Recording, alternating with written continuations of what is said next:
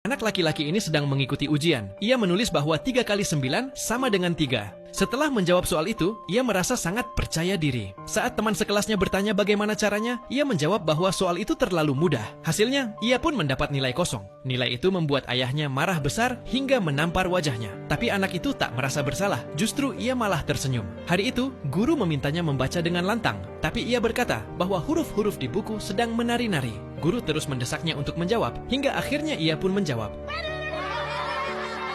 Seluruh kelas tertawa terbahak-bahak. Guru pun mengusirnya keluar dari kelas. Namun ia tak merasa malu. Bahkan ia mulai menari-nari di lorong sekolah. Anak itu tidak berbohong.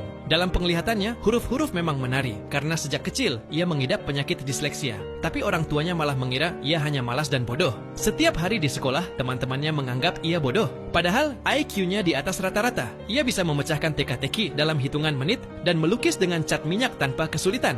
Ayahnya yang marah mengirimnya ke sekolah asrama. Saat melihat keluarganya pergi, ia tak mampu menahan air mata. Di asrama, saat yang lain berganti pakaian, ia hanya duduk melamun. Larut malam, saat semua sudah tidur, ia masih duduk di ranjang. Ia hanya bisa bersembunyi di kamar mandi dan menangis diam-diam, mencuci air matanya dengan air dingin. Suatu hari, guru seni membagikan kertas kosong dan meminta semua murid menggambar dengan bebas. Teman-temannya langsung mulai menggambar, namun kertas anak itu tetap kosong.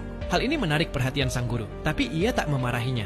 Keesokan harinya, guru berbicara dengan teman-temannya dan akhirnya mengetahui bahwa anak itu mengidap penyakit disleksia. Ia cepat-cepat membuka buku tugas anak itu dan melihat semua kata yang salah tulis, ternyata ditulis secara terbalik. Barulah sang guru menyadari bahwa selama ini orang-orang selalu salah dalam menilai anak itu.